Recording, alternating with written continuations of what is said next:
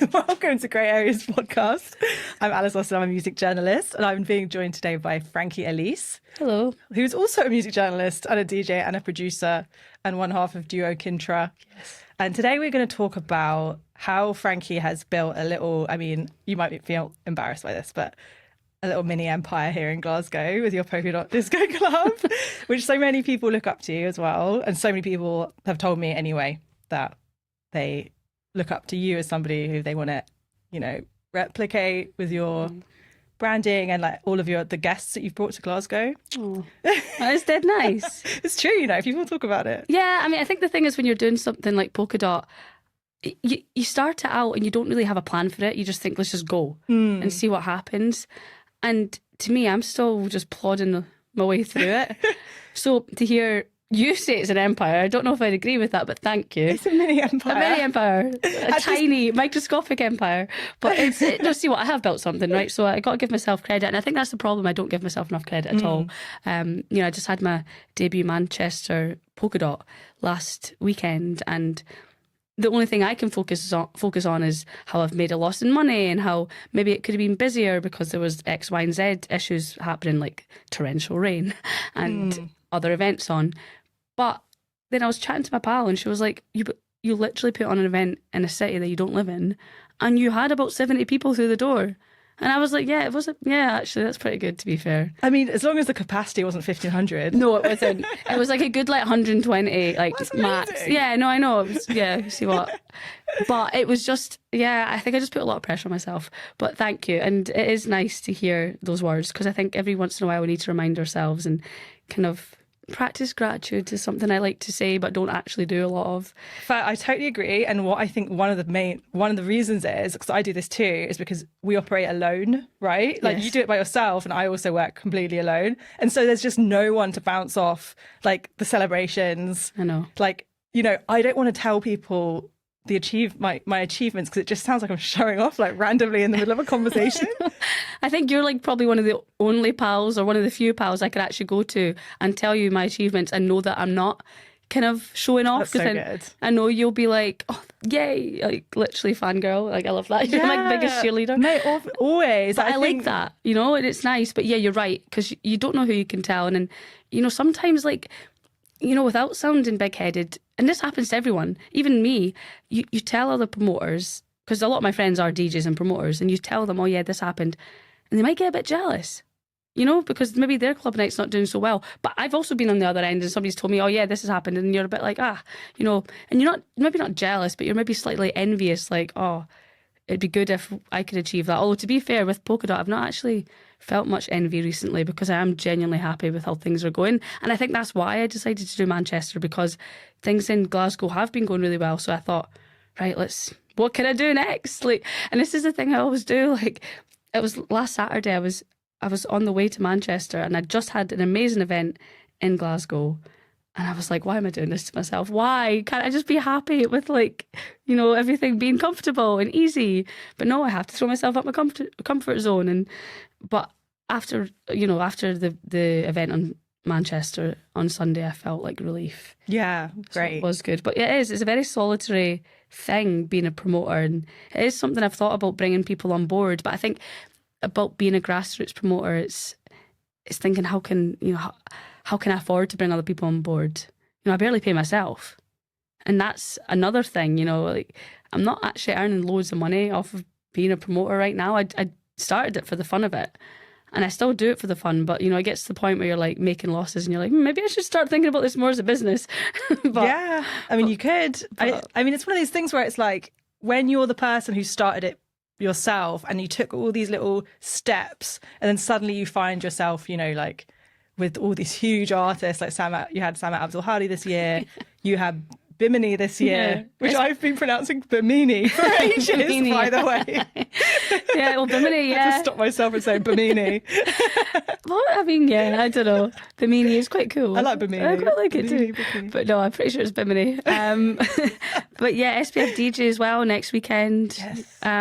So yeah, no, you're right. I am putting on some amazing events and it is great, and it is amazing being able to bring people that I look up to Glasgow. But to be fair, I didn't start it on my own. I did start it kind of with my twin. it was my idea, but my twin got on board with me in the beginning. And we were doing it for quite a long time together. But it was a few years ago we decided to kind of stop doing it together because it was more my thing. And she had her life in Newcastle, that's where she lives. And Polka Dot was very much Glasgow. So we parted ways in that sense. So it is just me now. And while she sometimes comes and supports when she's up in Glasgow, it is mostly just me. So yeah, it's a lot. Yeah. It's a lot.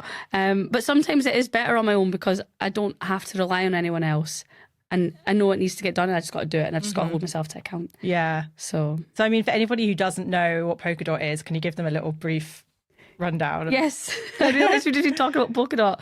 What is Polka Dot? Yeah. So Polka Dot Disco Club, I came up with the name, honestly, about 3 years before Polka Dot was even a thing, funnily enough. But I wanted to do a women collective. At the time when I started DJing, there wasn't a lot of women DJs, and I felt quite solitary even in that sense. But just as a DJ, I just felt like it was a bit of a boys' club, especially when I started DJing. I was based in Edinburgh, and I found it hard to break in. And I think things are much better now, but at the time it was necessary to me to create this group. I wanted a collective, but the time wasn't right. It never made sense to kind of start a collective. And also there wasn't a lot of girls I could make pals with and kind of start the collective with. And then it came to 2019. I was DJing in the Union in Dundee, and they asked me if I wanted to bring a few DJs along, kind of make it a thing, like make it a night, just a one-off. And I wanted to make it like a girly night. And I was going to ask Hannah Lane because I know her, like I've known her for a wee while, and she was based in Dundee at the time, and it was kind of before she blew up, but she wasn't available. And I thought, is this it? Is there only like 2 women DJs in Dundee? And I wasn't even living in Dundee. I was just from Dundee. So that's why, sorry. So that's when I decided to contact the union and say, look, we need to change this. Let's put out a call to women in Dundee University and ask them if they want to learn to DJ, and I'll teach them for a 4-week period. Every Saturday I'll go back to Dundee, and it was a nice excuse to see my mum as well. But yeah, so I went back to Dundee and would teach them for like 3 hours every Saturday, 3-4 hours, something like that. Dundee Union gave me their equipment to use, and at the end of it we had a big International Women's Day party. Oh, it's so good. And it was great. This was 2020. So it was the first and last time that these girls could play for a while. And yeah, it was really hard picking the girls, to be honest, because, you know, you read an application and you're like, how can I tell if they're like, passionate? But it did come through, and I think I picked well, and the girls were really good. And then, yeah, we did like a mix series, or I kind of tried to encourage them to keep practicing over lockdown. And then after lockdown, we got the space in the Berkeley Suite, which even though it wasn't Dundee, it was Glasgow. It was because the venue, the reading rooms, shut down just before lockdown. And genuinely, I didn't know what other space would work. And a lot of my life was based in Glasgow at that point. Weirdly enough, in lockdown, I kind of broke into the scene, even though we were all in our houses in Glasgow. But I managed to, so that's how it kind of came about. And Dundee now has its own thing. There are women trans non-binary DJs there, so it's great. And it just made sense to keep it in Glasgow rather than travelling through all the time. And that's how it happened. It became more of an event series rather than a collective, because, you know, ultimately it was kind of me in charge. I'd kind of registered a business. I was organising everything, and it made sense to give other people an opportunity as well. I wanted to do that, people in Glasgow. So, yeah. And at first, like I say, it was a women thing, women DJs. But there are a lot more women DJs now, and times have changed since I started DJing in 2017. So it's not so much, I mean, there's still inequality in the music industry between, you know, women maybe not getting so many gigs, but it's not just women anymore. It's LGBTQ+, the trans, non-binary. There's more than that. So that's why we're kind of not so much a women DJ event, it's a Flinta event. So it's more of a big bracket, just to make sure I'm kind of including everyone. And yeah, trying to be inclusive. Yeah. Do you think that, like, you as an artist, 'cause obviously you're also DJing and you're producing too, but do you think that you know, for somebody else who wants to break into the scene and build something like you have, do you think it's really important to have your own club night or own event series or collective? Like, do you need to do something as alongside DJing? I think it's really difficult to just be a DJ now. Maybe not so much before, but there's so much saturation, so much competition. It is hard to stand out. But everybody's journey is different. So I don't know. Would I recommend putting on a club night if you're starting DJing? If you have the money for it, because it's expensive. And if you have the passion, if you're just doing it just to get your name out there and you have zero passion for booking DJs and trying to cultivate talent, then maybe forget it. But if it's something genuinely you're passionate about, why not? Like, why not? Like I say, everybody's journey is different. So if it's calling to you, do it. I do think it's been good for me. And it probably has got my name out there because I haven't put a tune out on my own yet. So, yeah, I think it's helped my profile. But I mean, like I say, you can't just be a DJ anymore. So I do other things. I'm a journalist. Like, that's how we met. So I think being a music journalist, or predominantly music, that's kind of what I deal with, or I like to at least, it has helped. And I think carving out a niche for yourself. And that's the thing, Polka Dot is slightly niche. It is.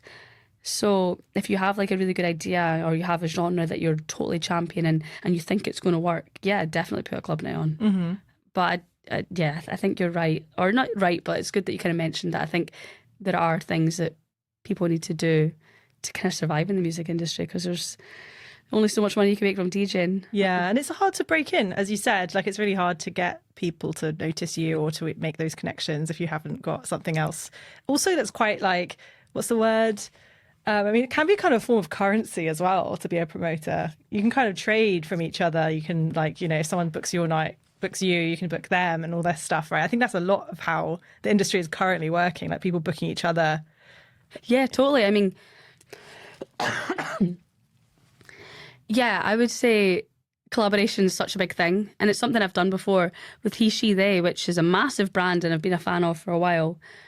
I had the opportunity to put on events with them in Sub Club and that was amazing. Sick. So I've done that twice now. And there's been other nights that I've been able to collaborate and then they've kind of had me over, I've had them over. It's great. It's great when you can do that. Of course, I book flinted DJs, so I've always got to take that into account. But it's just meeting other people from different places, different countries that share that love for music. Like, I've made so many friends through music. Yeah. And it's great. It's brilliant. And they always say it's hard to make friends as an adult, right? You know, you go to university, it's quite easy to make friends. But then when you leave uni, let's say you go to a new city, which is what I did, it's so hard. But then everybody I know is through music. That's so good. Yeah. Honestly, I'm the same. I'm new to Glasgow and I've like, you know, I mean, I'm making my way through like a lot of, especially women in music. And like in terms of, I mean, the impact you feel Polka Dot has had on Glasgow, like how do you think it sort of like firstly fit into the cultural landscape and also sort of changed it? I could quickly say, have I had an impact on Glasgow? I hope so. Not sure. How did it fit in? It fit in really organically because after lockdown, everything was new. It was kind of fair game, right? There was no residencies really because everything had been stopped and a lot of club nights kind of disappeared after lockdown, but a lot of new ones came in and Polka Dot was one of them. Right. So I think it fit in quite well.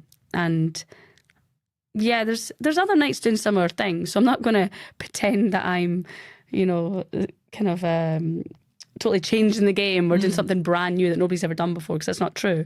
But I do think it's got its place and I'm happy with it. And your question you asked before that, sorry. Yeah, so it was basically about you as an artist and a DJ and what music you play and your inspirations. As a DJ, I play everything, literally everything, which is a good thing because, I mean, I love all kinds of music. And I think a lot of people say this, a lot of musicians and folk that are into music say they love all genres. And I really am a lover of all genres, but I will play that in my DJ sets. And I think sometimes promoters don't know what I play. They struggle to know where to place me, or they maybe don't even consider me because they don't realise I play that kind of music. But I do play everything. So sometimes like I'll be in the mood for a bit of bass, or I'll be, I don't know, house. was playing tech house the other week, like last week, which Sick tech house out there right now. But I've never really been. Well, I mean, I was into tech house about 2018, and I kind of stopped and got into other stuff. But yeah, I was playing a lot of tech house, and I was like, well, I actually really enjoy this. Disco, Italo, I love Italo. Mm-hmm. But recently, I've been playing quite a lot of hard house and a bit more bouncy trance. Sounds great. Yeah, it's great. Very upbeat. Do you think it's because we had such a good summer? I think it is. I think it's good summer.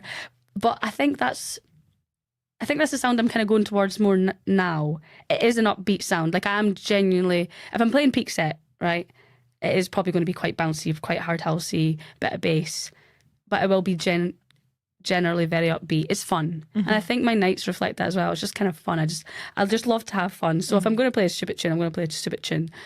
And, you know, I've played Supermassive Black Hole in Sub Club. Oh, wow, that's great. But, like, not even an edit, like the actual. That's great. I know. It was good.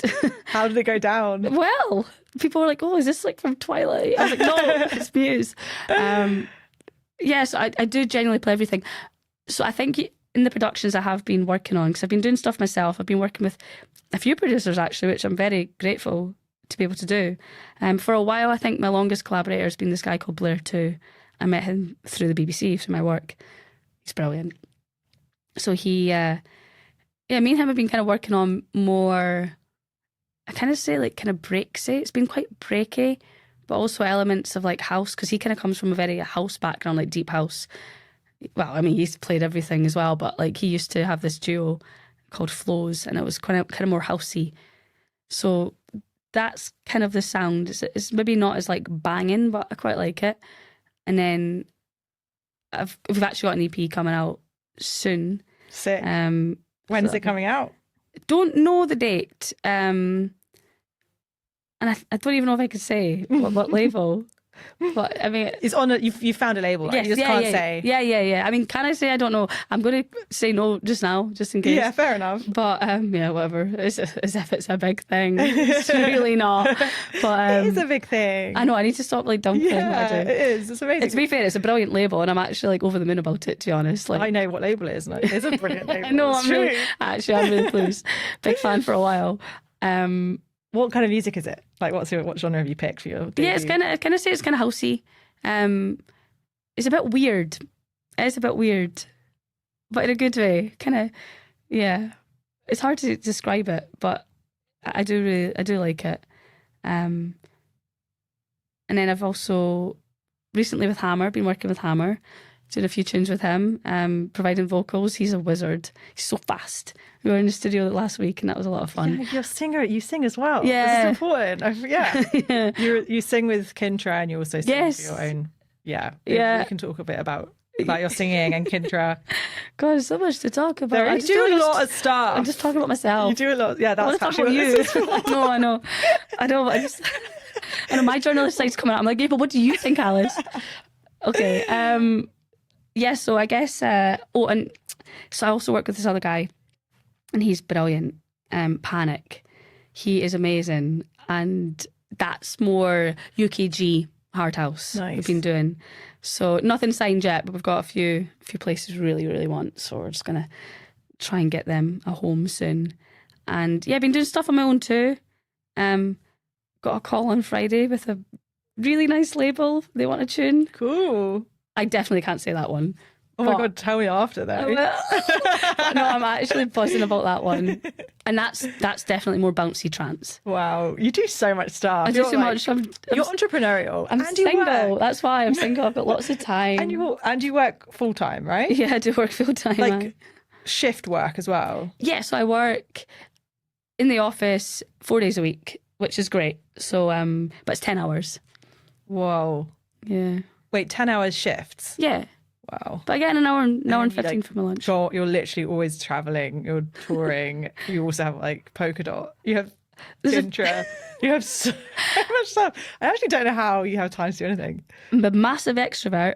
And like I say, I'm single, so if anyone's listening and fancy me, just give me a message, because it's getting a bit boring now. But This is yeah, a great way to use the podcast. That's a matchmaking thing. I know. I don't use dating apps, so you're never going to find me there, guys. So just like slide in, it's fine. Dating apps are so depressing.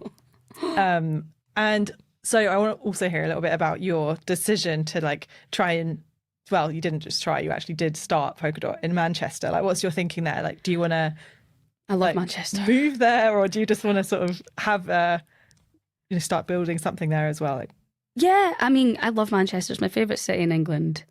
I love the people. I just love it. I get there and I get excited. Even when I think about going, I get excited. cool. What is it about the city? I never really connected with Manchester, but I don't know it very well. I've only been once or twice. You need to come with me. Yeah. We actually need to organise a Manchester date. Okay. We should go to Homo Block. Okay, I've heard that. We should actually go to Homo Block. That was Yeah. so good. I went last year. It was amazing. Yeah, I don't know what it is about it. It's kind of similar to Glasgow in a lot of ways. The weather. It's also quite rainy. But yeah, it's the people, and the northern quarter is amazing, and it's quirky. It's quite edgy. I feel like I fit in. And I've met so many amazing people there. And what I like about it as well, I feel like Glasgow, you go on a night out in Glasgow and it's brilliant. Glasgow nights out are great. But you go to a club and a lot of people are quite young, right? They're maybe 25 and under. But yeah, average age, it's going to be like early to mid 20s. Whereas Manchester is just a bit of an older crowd. Because I feel like a lot of young professionals move there.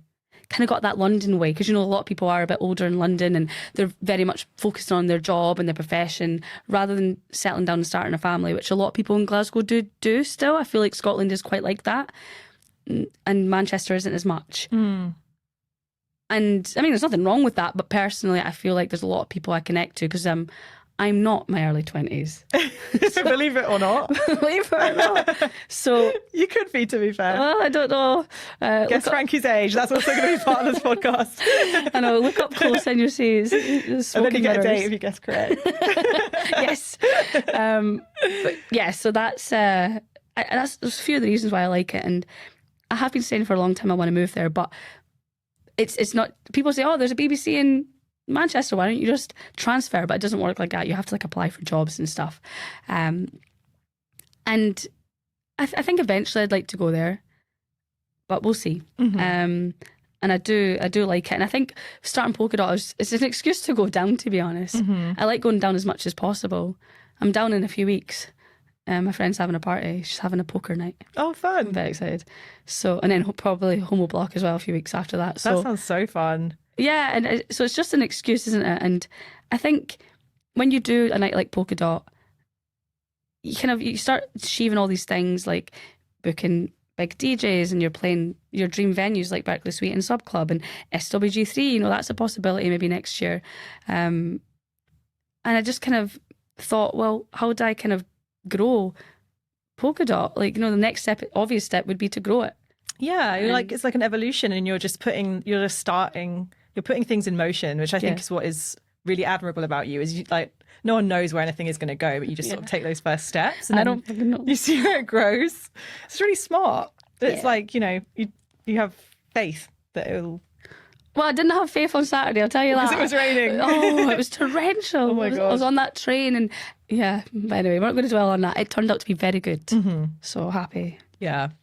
And what advice would you have for a young artist who's looking up to Frankie Elyse and wants to follow in your footsteps? They're looking down at me. I'm tiny.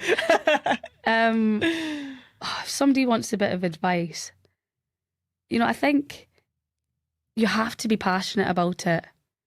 Because I could have given up years ago.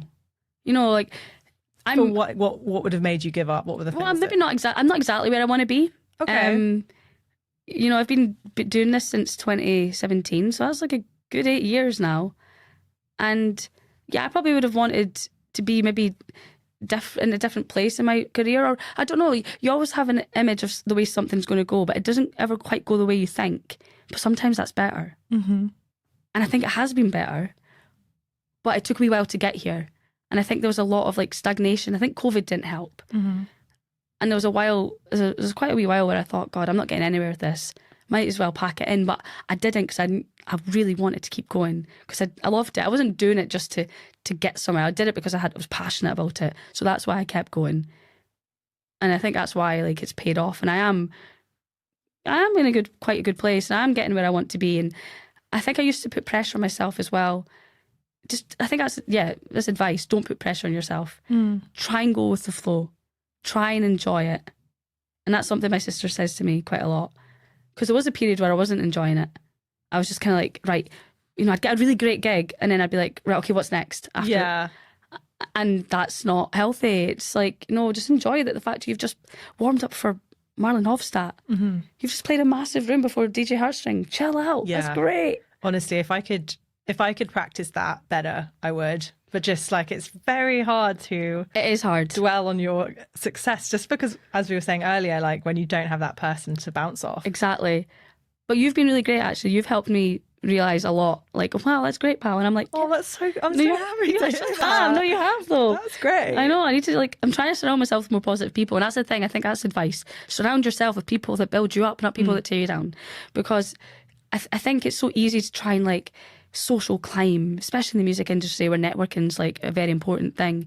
But just stay in your lane. And that's something I try and do. And I think for a long time I wanted everyone to like me.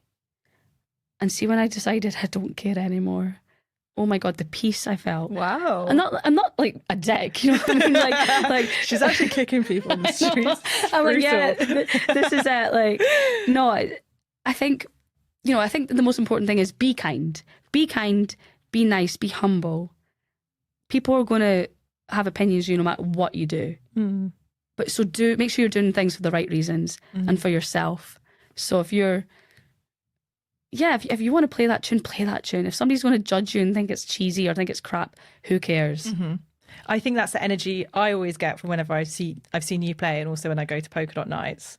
It's this feeling of actually that you are able to be yourself. Like there's this real freedom in those nights. Like you're not taking yourself too seriously. I think because you're actually the person who's like heading this up. It just you're giving everybody else the permission to be the same way. Just be daft. It's fun. Like this is the thing. Life's a laugh. And I think most of the time. well, it should be a laugh. We'll try and make it a laugh. But I think I was quite serious as well for a long time. Okay. Why do you think that was because you were trying to fit in? Or I don't know. I think I was just so focused on success. What is success to you? What was that? Well, that's vision? Marlon Hofstadt's pretty big. Sam Abdulhadi's pretty big. I guess success. Well, that's the thing. I think as humans, we always want to achieve more, and I think that's what I realised, and that's why I have chilled out, because I'm always, no matter let's say I'm headlining Creamfields and I have the best agent and manager in the world and I'm on tour every day. Even if you achieve that, you're still going to want more. No matter what. That's just human nature. We're always going to. So what's the next thing? What's the next thing? So I think when I accepted that, success is always going to look different no matter what period I am in my life. I think that's when I felt a lot more chill and just accepting it will happen. Just don't force it. What, you're going to headline Creamfields? I think it will. I don't know about that. I don't know. Yes, you heard it here first. To be fair, I don't even think I'd want that. I don't think I'd want that responsibility or level of fame. I kind of like being incognito. I quite like being able to go to ballet and people don't necessarily know who you are. That's nice. It must be quite difficult when you're a big DJ. And I've hung out with big DJs and seen them getting harassed in the smoking area and stuff. Is that because you can't go to the places you loved going to without getting harassed? So I'll humble brag now. I wrote the cover of Mix Mag and I went on tour with Charlotte DeWitter. So cool. And I was shocked because she can't go to clubs anymore. And she loves the underground. She just actually released a really good tune, which is super underground dubby UK vibes actually. But she was it's really sad. She actually can't do the things she used to that she got into the industry for. I know. So that's the thing. It's obviously you're grateful because having fans it's a lovely thing and you get to connect with them and they also pay your bills, so it's quite nice. But it comes with a price, and I think all fame comes with a price. You kind of, I guess, you sign up to knowing that that's a possibility. And I don't know if people do know that. I don't think anyone really imagines what it's like to, not have that privacy anymore, to have all eyes on you. Yeah, you're probably right. And not being I don't think you imagine that you won't be able to go to the clubs that you love. I think people, they see the kind of fame and they want it. I think as humans, that's kind of what we want. We want success. We want to be admired. We want to be accepted. You know, that's just human nature, isn't it? So fame is like the pinnacle of being accepted, isn't it? And you're almost like kind of revered. But people don't realise, what comes along with that. I think I do because I see it. Right. Is that like through your music and through journalism? And also, like I've met like quite a few big stars. I've also booked big DJs, and I see the way people interact with them. And it must be hard to be switched on all the time, because you do. Sometimes you just can't be bothered. Like, you maybe had a really hard day, or you're tired, and then somebody, like, you know, might come up to you and be like, oh, really want to talk to you because they've never seen you before and you're their favourite artist and they really want that conversation with you, and you're just not in the mood. But you have to be in the mood. Well, you don't have to, but it'd be kind of rubbish if you weren't, because that's their dream to meet you, and you want to give them that because, you know, they're your fan and they're special to you and you're special to them. So, but it must be hard. I think it's hard, and people don't think about that. I would hate to be famous. So yeah, maybe headline Creamfields maybe a bit much. I would like to play Creamfields. So I'll accept the lineup. I'll accept being on the lineup. If you want to invite me, that's cool. A date? Definitely. Creamfields lineup. Mostly we have a request for this podcast. Yes. Any other requests? I don't know. There's a few festivals I like to play. But yeah, headliner, I don't know. You know, obviously I wouldn't complain if it happened, but it's not as if it's something I strive for. I think that's probably quite healthy. I mean, it just sounds like you kind of have your head screwed on with all of it. Because I think, you know, if you are craving that, you know, immense success and fame, then I don't know, there's obviously something going on there. Yeah. And it's also, again, it's going back to putting pressure on yourself. Yeah, immense pressure, yeah. And there's also this thing of desperate energy. Okay, tell me about desperate energy. Would you not? Is it what, like when someone wants something too much? Yeah, and you kind of come across as desperate. I mean, I believe in manifestation and law of attraction. Okay. So I feel like if sometimes you have desperate energy, because you want something so bad, you're almost repelling it because you're very aware that it's not there yet. Wow, that's interesting. I don't think I've definitely gone through phases in my life of having that energy for different things. Yeah. Like not necessarily the same thing. Yeah, I've had desperate energy. I've definitely had desperate energy. Oh, I've definitely had desperate energy, for sure. And then, but then when you kind of like get rid of it or get over it, it does, like, things just kind of flow a bit better. Yeah, I feel like I'm in quite a good flow at the minute. But I think it's just because, you know, you just try and chill out and try not to look ahead and what's coming next and try and plan. Just try and accept in the moment. And I think that's advice as well I would give to people. Just try and just accept and be happy with what's going on at the minute. Yeah. And I think going back to what you said earlier about envy and like feeling slightly competitive, which is so natural. I think for me as well as a writer, you know, and also with social media, you're kind of always seeing people like excelling. That's all you see really on social media, is people doing really well. And I think it's just that mindset of understanding that, you know, someone else's success will never take away from your ability to succeed. There's not like finite amount of success or happiness in the world. Like, there's no competition, actually. No. I mean, maybe there actually is competition with the nightclubs and promoting. Yeah. But, like, you know, as long as you're creative and you're coming up with new concepts and, like, you're doing things differently, there's no competition, really. You can always think of something else to do. Totally. I mean, look how many DJs there are. Like, look how many DJs do you reckon there are in this world? Oh, God knows. God knows. Like, do you reckon there's like 1 million? Is that stupid? Easy. No, it's not stupid. Easy. Probably more. More than 1 million DJs? 100%. Everybody's a DJ these days. There's probably 1 million in Glasgow, honestly. Like, well, maybe not quite Glasgow. It's like 5 million people in Glasgow. Maybe a wee bit of a stretch. But, like, there's definitely 1 million in the UK. Must be. Like, people who's played a gig before. Do you think? No, I don't know. Honestly, everybody's a DJ. I think there might be about 1 million DJs in the world, but maybe that's crazy. Nah, there's definitely more than that. You think there's more than 1 million DJs in the world? How are we going to find out? I don't know. Right, I say there's more, you say there's not. Okay. Because like there's 26. Wait, okay. Now I'm going to get my trivia all There's like 8 billion people in the world. And 1 million are probably DJs. Defo. Maybe not quite the UK. Maybe that was a stretch.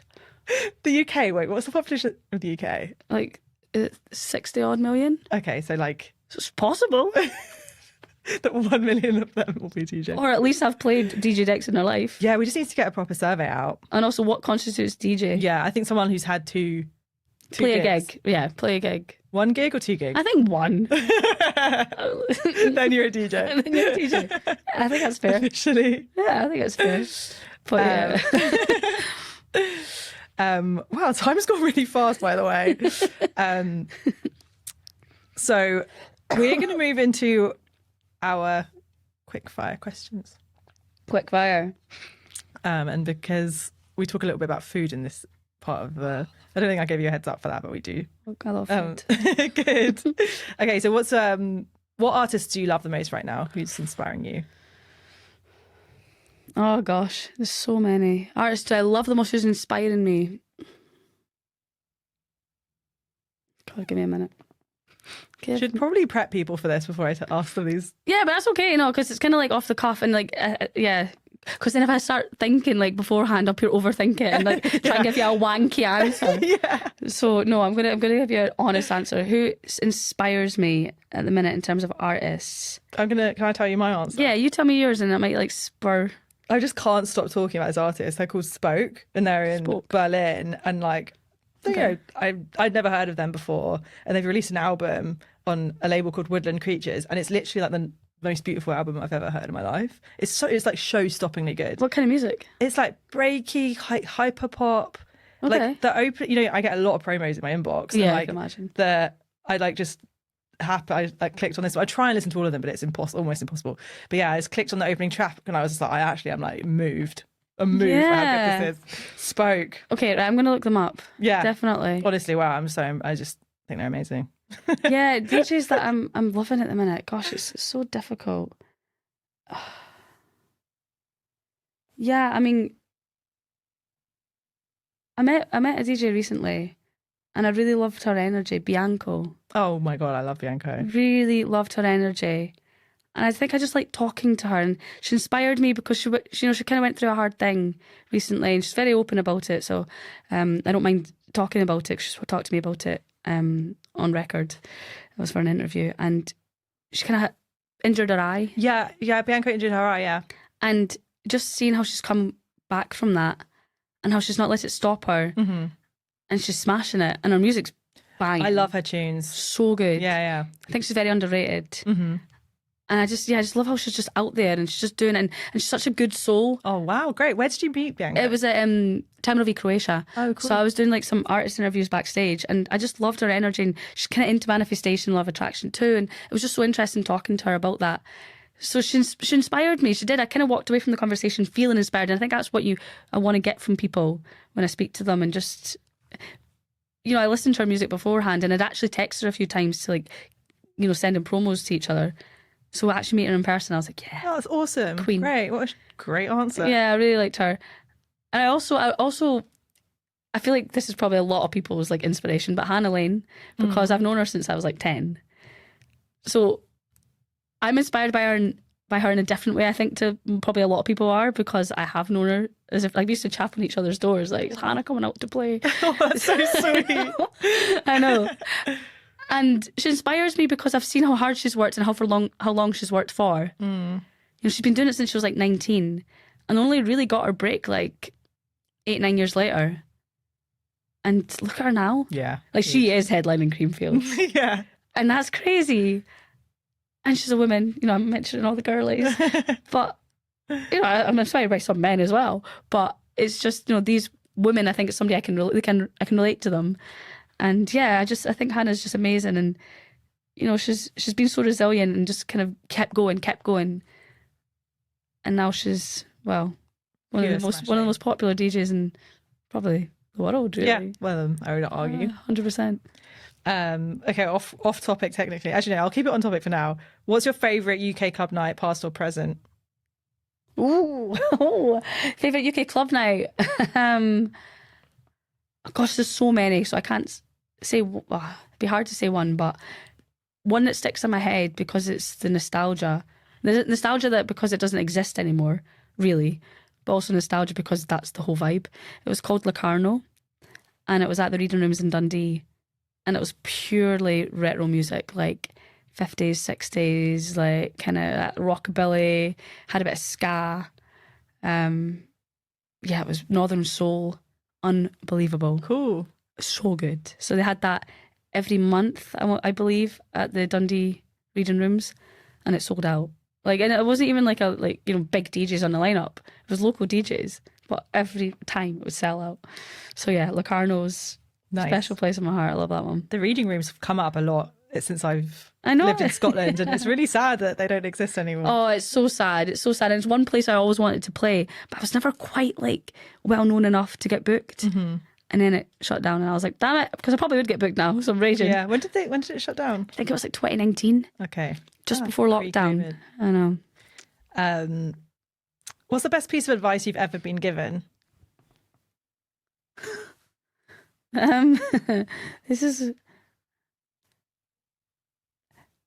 I've been given a lot of advice, so I've had Unsolicited by me mostly. No, never you. No, I've had a lot of good advice, but I like this one because it was probably one of the. It's very short kind of sentence, so it's all stuck in my head, and it came at such a stupid time. And I remember when he said it, I was like, "You're so stupid. What do you mean?" So he said to me, "This guy, enjoy your problems." And I was like, what do you mean? I was so pissed off at him. What had happened, right, for a bit of context, I was in Australia. I was 19. I was very much in love. I had my first ever boyfriend. I thought he was brilliant. And he was leaving to go back to the UK. Like, we were still staying together. Like, it wasn't like goodbye forever. But I was staying in Australia for like 2 more months or something to like go up the East Coast and travel. He was going home, I think for his birthday. It was 21st, so yeah, that's how long ago it was. So and I remember he left, and I was like crying on the bus, like so upset, you know, wee sad Frankie, like, oh. And then some guy turned around, some pure mad hippie, and he was like, enjoy your problems, man. And I was like, what do you mean enjoy my problems? Like, my boyfriend's just left, I'm gutted, I'm devastated, I'm going to miss him. And he was just like, just enjoy it. And I was like, what?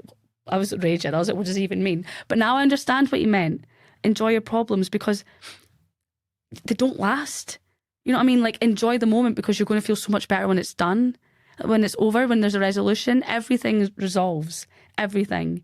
So just kind of enjoy it. Don't feel sad about it. Don't get too worked up about it. It's going to work itself out. I think that's basically what he was trying to say. Yeah, and I guess also, like, you know, you were feeling pain because you really cared for somebody, which is kind of a beautiful thing. Yeah. And it's like, you know, would you rather not have that pain and not have that, also that love that you feel? There was just so many, like, so many means to what he said. Yeah. It's like, you know, enjoy your problems. Like, you clearly care enough about something. You clearly have a passion enough for that person or that thing that you're kind of stressed about. So yeah, it was pretty good advice. Like, at the time I was raging. I was just like, what do you mean? I love that advice. That's awesome. Yeah, some mad hippie. I don't even know his name. So, what's the weirdest job you've ever had? Weirdest job?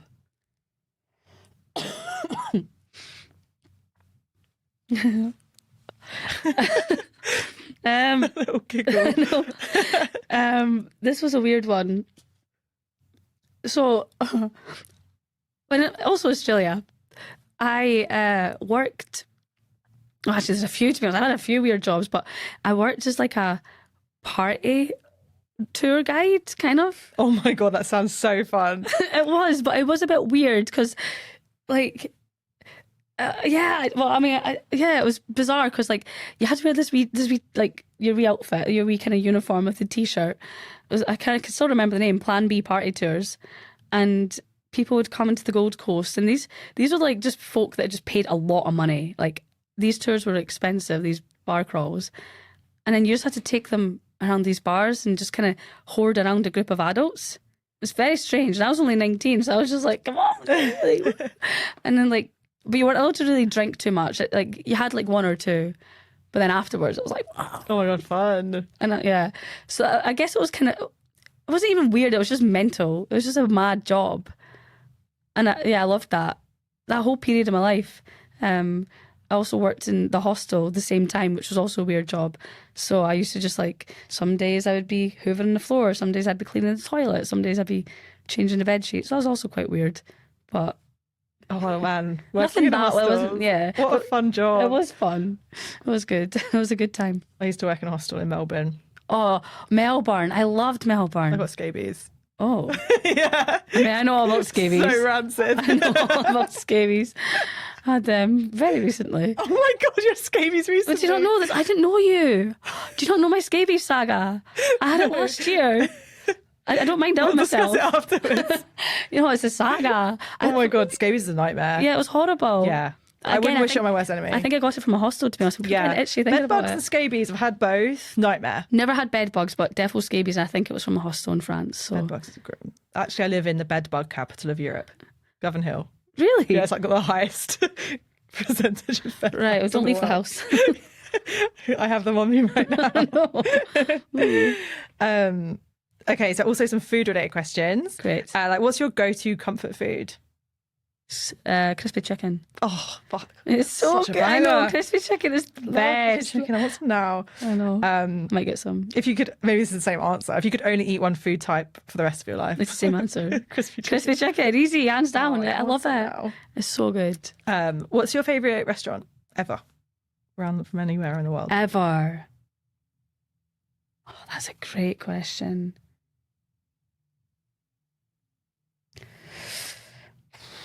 That is really hard. I've been to some banging restaurants. Oh, God, it's hard to say. You have a really good taste in food, actually. Every time we go out for food, you suggest really Do good I? places. Yeah, every time. I eat everything. I eat absolutely everything. I honestly couldn't say, to be honest. It's a hard one. It's a really hard one. And it depends. It's also like, when we say favourite, do you mean like because the food was the best or just because we like love the vibe? There used to be this place in Edinburgh. I think it still exists. And I loved it so much when I lived in Edinburgh as a student because it was cheap as heck. It was so cheap. Used to go in. I don't know if the prices are still the same, but like for student prices, it used to be like £3 or £4 for a dal curry. Mm-hmm. Like £3.50, I That's think. wild. So it's In like Edinburgh.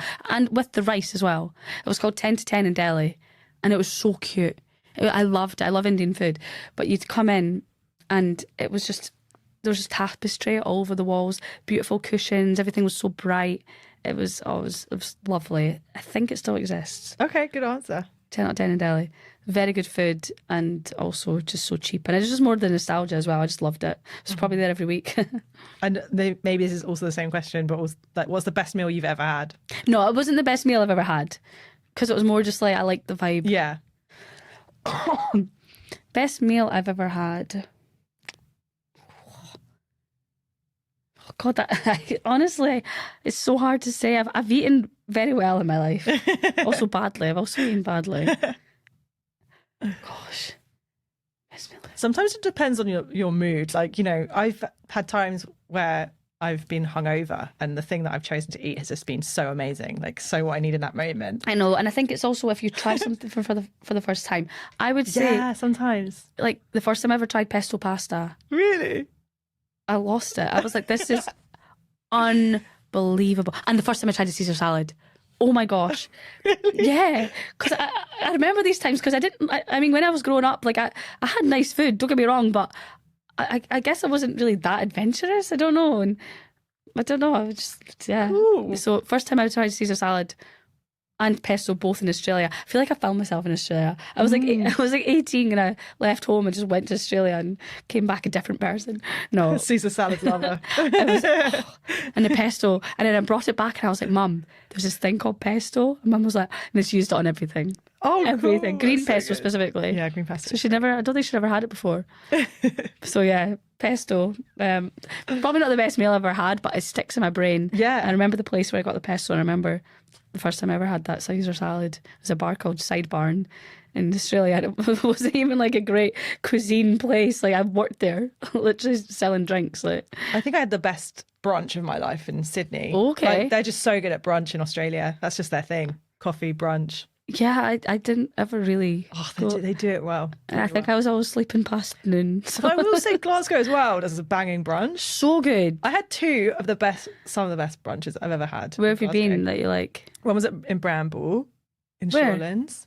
Oh, Bramble. Bramble, yeah. I don't think I've ever been. You know. Really good. Okay. But you can only really go on the weekday because it's so busy on the weekend. Ah. And the other one was it's on Victoria Road. I can't remember the name, but it was like it's called Peach, I think. Okay. And Okay. I'd never really been inside, I'd never really noticed it, and I went in and it was so good. It Brilliant. was like chorizo and like pesto. You'd love it. Okay. We Need to should go there. go. Yes. Yes. Because I always go to like the same places. Like they are good places, but I need to start branching out a little bit. Mhm. Yeah, we should go. Okay. Got a little trip to It's a date. Southside. Let's do it. All right.